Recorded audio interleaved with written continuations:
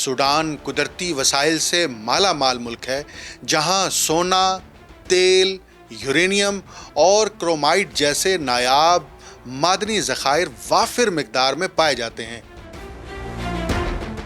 यही मादनी दौलत आलमी ताकतों और इलाकाई खिलाड़ियों की दिलचस्पी और तनाज़े का बुनियादी मुहर्रिक बन चुकी है।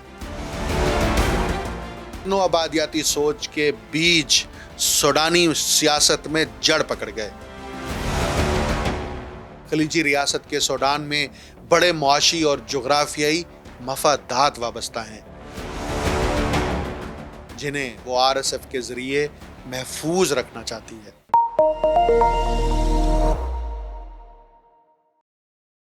अस्सलाम वालेकुम, आप देख रहे हैं untold story with doctor Akmal Soomro.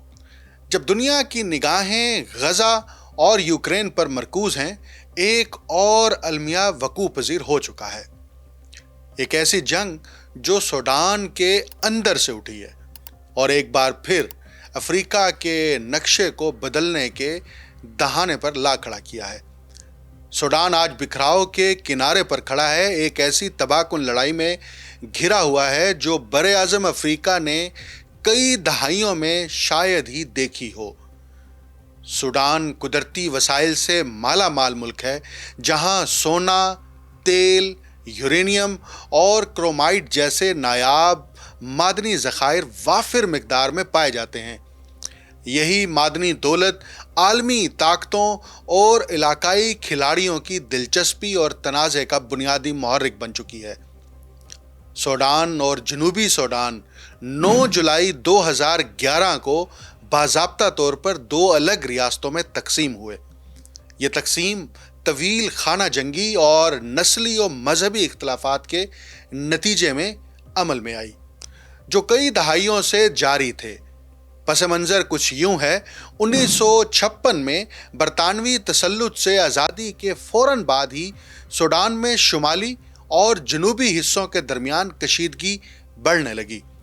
शुमाली इलाके में अक्सरियत अरब नस्ल के मुसलमानों की थी, जबकि जनूबी इलाके में ईसाई और मकामी अफ्रीकी कबाइल की अक्सरियत पाई जाती थी।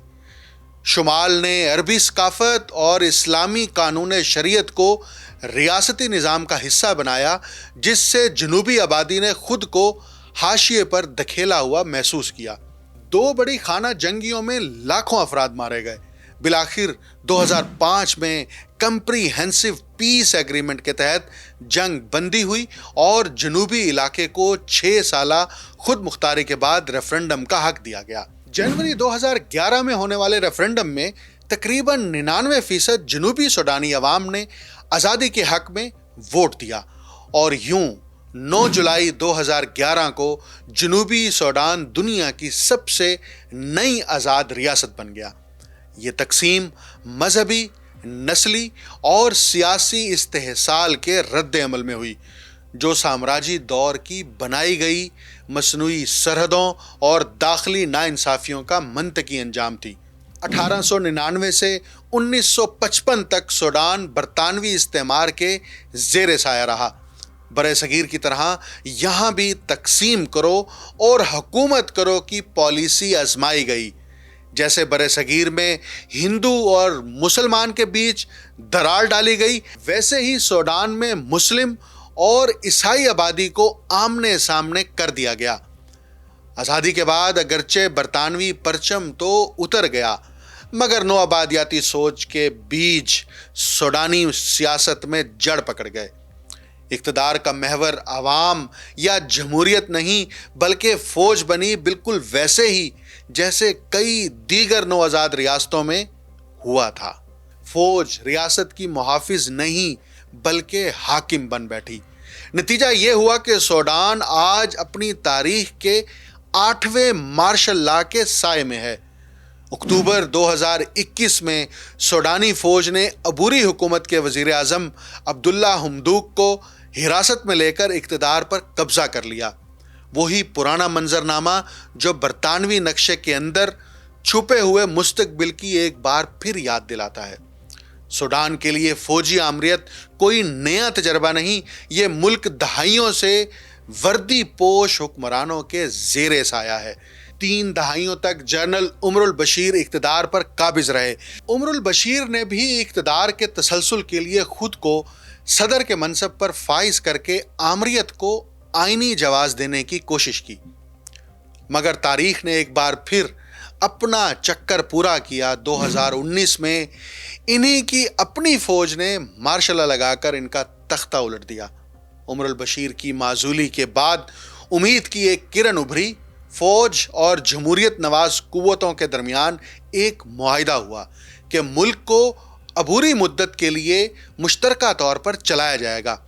اس شراکت اقتدار کے تحت forces for freedom and change کے نام سے عبوری حکومت تشکیل دی گئی اور ایک خود مختار کونسل کے سپرد کیا گیا کہ وہ جمہوری انتخابات تک ملک کی نگرانی کرے، مگر جلد ہی فوجی قیادت اور سویلین نمائندوں کے درمیان طاقت کی کشمکش بھڑک اٹھی۔ یہی کشیدگی بالآخر ایک بار پھر مارشل لا کی صورت میں سوڈان کو نگل گئی اور سوڈان پھر وہیں لوٹ آیا جہاں سے اپنا سفر شروع کیا تھا۔ اگر ہم سوڈان کے داخلی بحران کو سمجھنا چاہتے ہیں تو ہمیں اس کا سیاسی اور جغرافیائی تناظر نظر انداز نہیں کرنا چاہیے۔ مشرق وسطیٰ میں امریکی سرپرستی اور گریٹر مڈل ایسٹ پلان کے پس منظر میں جب جمہوریت نواز تحریکوں کا سلسلہ تیونس سے ابھرا تو سوڈان بھی اس کی لپیٹ میں آیا تھا۔ بظاہر یہ ایک عوامی انقلاب تھا، مگر درِ پردہ اس کے دھارے واشنگٹن کے مفادات سے جڑے ہوئے تھے۔ نتیجہ یہ نکلا کہ یہ انقلاب جمہوریت نہیں، تقسیم لے کر آیا۔ 2011 میں افریقہ کے سب سے بڑے ملک سوڈان کو مذہب کی بنیاد پر 2 حصوں میں بانٹ دیا گیا، شمال میں مسلم اکثریت والا سوڈان اور جنوب میں عیسائی اکثریت والا جنوبی سوڈان۔ یہ تقسیم بھی برطانوی دور کے نقشہ سازی کے ہتھیار کی باز گشت تھی۔ ایک بار پھر مذہب، قومیت اور اقتدار کے نام پر ایک نیا ملک وجود میں آ چکا تھا۔ اگر ہم عالمی نقشے پر نگاہ ڈالیں تو واضح ہوتا ہے کہ سوڈان جغرافیائی اعتبار سے ایک نہایت حساس خطے میں واقع ہے۔ اس کے شمالی سرحدی علاقے مصر اور لیبیا سے ملتے ہیں، وہی 2 ممالک جہاں امریکی پشت پناہی سے ابھرنے والی پرفریب عرب جمہوری انقلابات کی لہر نے پرانی حکومتوں کا تختہ الٹ دیا اور ریاستی اداروں کو شدید انارکی میں دھکیل دیا۔ آج سوڈان بھی اسی سیاسی بھونچال کی زد میں ہے، جہاں داخلی خلفشار اور بیرونی مداخلت نے ملک کی سالمیت کو خطرے میں ڈال دیا ہے۔ مشرق کی سمت نظر دوڑائیں تو سوڈان کے پار سعودی عرب واقع ہے، جو خطے میں اپنی سیاسی اور اقتصادی اثر انگیزی کے ذریعے سوڈانی معاملات پر گہرا اثر رکھتا ہے۔ انگریز راج کے خاتمے کے بعد سوڈان کبھی ایک مستحکم اور فعال سیاسی نظام قائم نہیں کر سکا۔ 2021 تک یہاں 8 فوجی بغاوتیں ہو چکی تھیں۔ گویا فوج اقتدار کا متبادل نہیں بلکہ مستقل مرکز بن چکی تھی، بالکل پاکستان کی طرح، جہاں سول سیاست کو ہمیشہ عسکری بالادستی نے محدود کیا۔ سوڈان میں بھی پہلی فوجی بغاوت 1958 میں جنرل ابراہیم ابوت کی قیادت میں ہوئی۔ محض 1 سال قبل قائم ہونے والی منتخب حکومت کو اس بغاوت نے ختم کر دیا اور یوں سیاسی تسلسل کا پہلا دھاگا ٹوٹ گیا۔ 1969 میں جنرل جعفر نمیری نے ایک اور فوجی بغاوت کے ذریعے اقتدار سنبھالا۔ ان کے عہد حکومت میں 1983 میں سوڈان میں اسلامی قوانین نافذ کیے گئے۔ وہی زمانہ جب پاکستان میں جنرل ضیاء الحق امریکی سرپرستی میں اسلامائزیشن کے نام پر ایک نئی آمریت کی مذہبی بنیاد رکھ رہے تھے۔ دونوں ملکوں میں مذہب کو ریاستی طاقت کے آلے کے طور پر استعمال کیا گیا، جس کے نتیجے میں نہ جمہوریت مضبوط ہوئی اور نہ ادارے مستحکم ہو سکے۔ جنرل عمر نے 1989 سے لے کر 2019 تک تقریباً 3 دہائیوں تک سوڈان پر حکومت کی۔ 1998 میں انہوں نے ایک نیا آئین متعارف کرایا، پھر صدارتی انتخابات کرائے اور انہیں بغیر کسی حقیقی سیاسی مقابلے کے آرام سے جتوا دیا گیا۔ 2015 کے انتخابات میں وہ ایک بار پھر 5 سال کے لیے سوڈان کے صدر منتخب ہوئے، مگر جلد ہی ان کی حکومت بڑھتی ہوئی مہنگائی، شدید بے روزگاری، اقتصادی زوال اور سیاسی انتشار کے بوجھ تلے دبنے لگی۔ آخرکار اپریل 2019 میں خود فوج نے اپنے ہی پیدا کردہ نظام کا تختہ الٹ دیا، اور یوں تاریخ نے ایک بار پھر ثابت کیا کہ سوڈان میں طاقت کا توازن ہمیشہ بندوق کے دبانے سے طے ہوتا ہے۔ سابق صدر عمر البشیر کی معزولی کے اگلے ہی روز 12 اپریل 2019 کو جنرل عبد الفتاح البحران نے عبوری فوجی کونسل کے سربراہ کی حیثیت سے حلف اٹھایا۔ یہ وہ لمحہ تھا جب سوڈان کی تاریخ ایک اور فوجی موڑ طے کر چکی تھی۔ اسی دوران بین الاقوامی دباؤ اور داخلی سیاسی مذاکرات کے نتیجے میں ایک 3 سالہ اقتدار منتقلی معاہدہ طے پایا، جس کے تحت معروف ماہر اقتصادیات عبداللہ حمدوک کو وزیر اعظم کے منصب پر فائز کیا گیا۔ اس معاہدے کا بنیادی مقصد یہ تھا کہ فوج اور سویلین قیادت مل کر عبوری دور میں ملک کو استحکام کی راہ پر گامزن کریں، انتخابات کرائیں اور بالآخر ایک جمہوری اور عوامی حکومت کے لیے زمین ہموار کریں۔ لیکن تاریخ نے ایک بار پھر خود کو دہرایا۔ فوج نے معاہدے کی مدت پوری ہونے سے 1 سال قبل ہی اقتدار پر دوبارہ قبضہ کر لیا، گویا جمہوریت ایک بار پھر بندوق کے سائے تلے دب گئی۔ یہ اقدام نہ صرف سوڈان کے جمہوری سفر کے لیے شدید دھچکا ثابت ہوا، بلکہ عوامی غیظ و غضب کو بھی بھڑکایا گیا۔ دارالحکومت خرطوم سمیت کئی شہروں میں مارشل لا کے خلاف مظاہرے پھوٹ پڑے، جہاں عوام نے فوجی اقتدار کے خلاف مزاحمت کو قومی بقا کی جنگ قرار دیا۔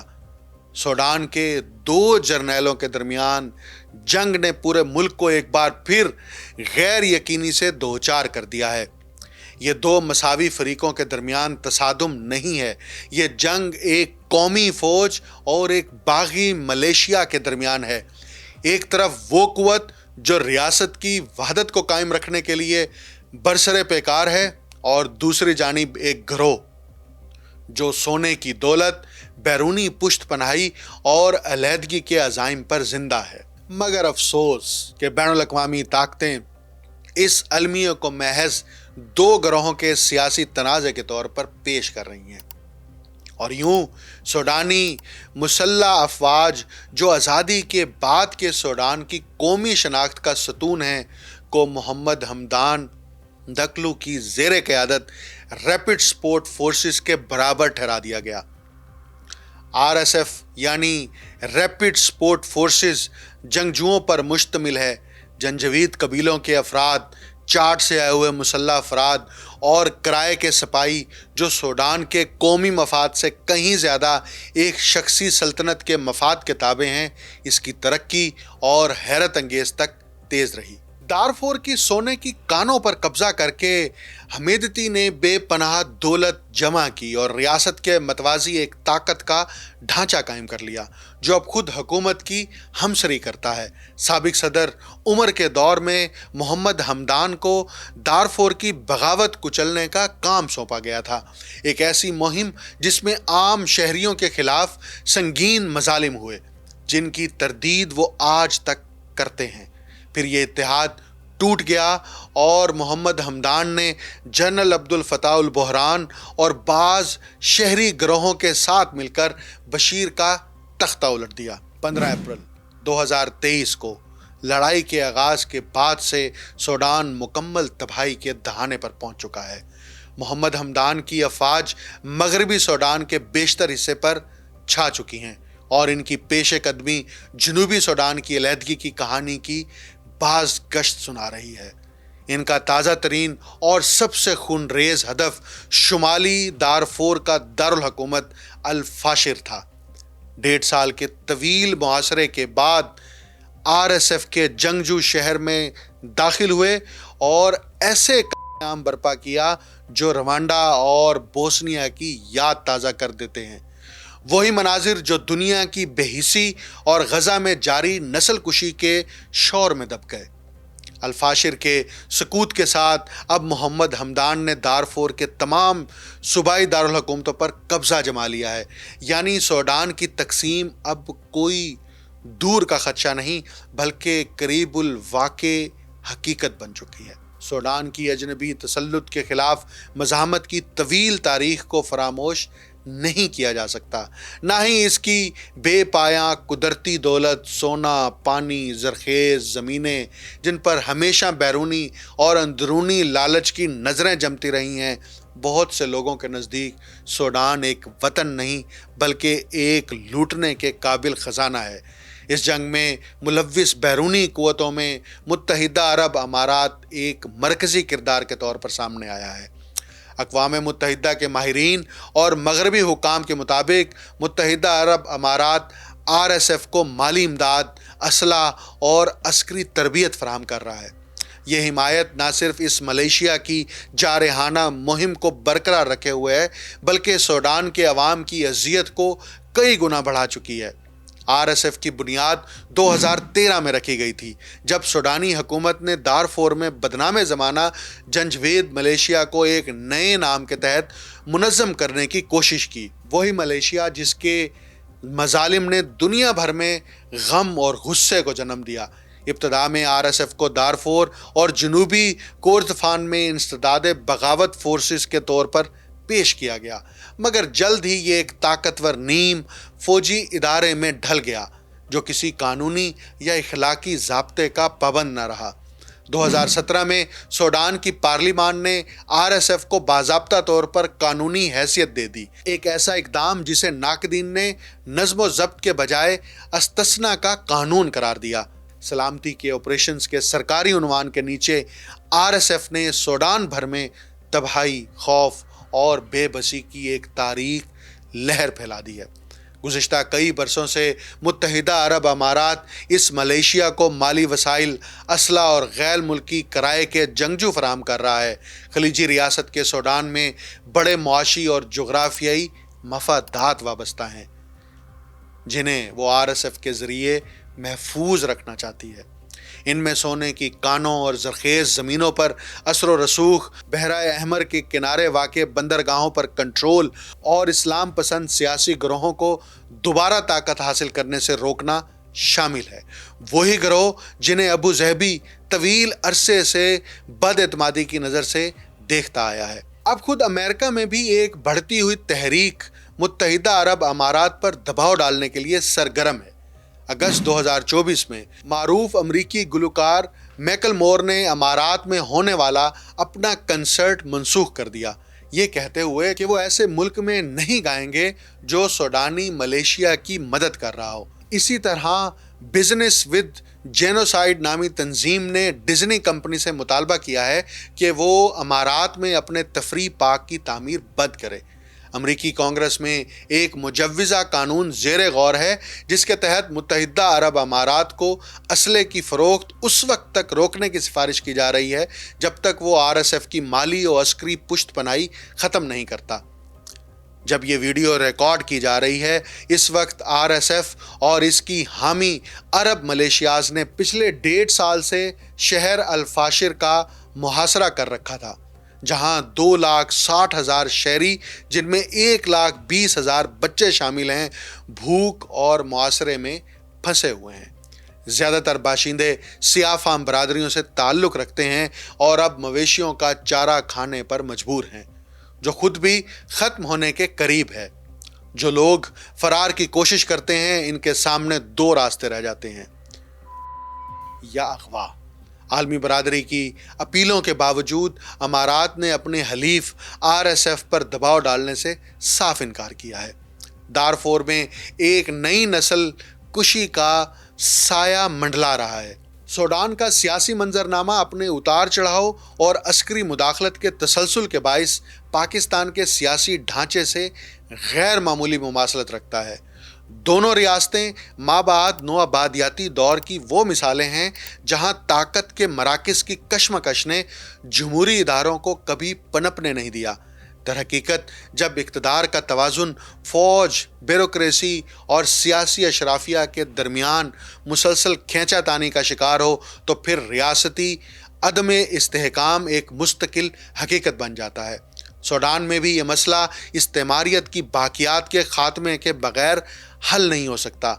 जिस तरह बरे सगीर में नौआबादियाती ढांचे ने ताकत को मखसूस इदारों के हाथ में मुर्तकिज़ किया, वैसे ही सूडान में बरतानवी विरसे ने एक ऐसा ताकती ढांचा छोड़ा जिसने फ़ौज को सियासत के महवर में बदल दिया। चुनाचे आज भी वहाँ तरक्की, इस्तेहकाम और जमहूरियत की राह इसी वक्त मुमकिन है जब इस नौआबादियाती जड़ को काट फेंका जाए, जो रियासत के वजूद में ताकत और इक़्तिदार की मुसलसल जंग को ज़िंदा रखे हुए है। मुझे डॉक्टर अकमल सोमरो को इजाज़त दीजिए। आइंदा नए प्रोग्राम में हाजिर होंगे। अल्लाह हाफ़िज़।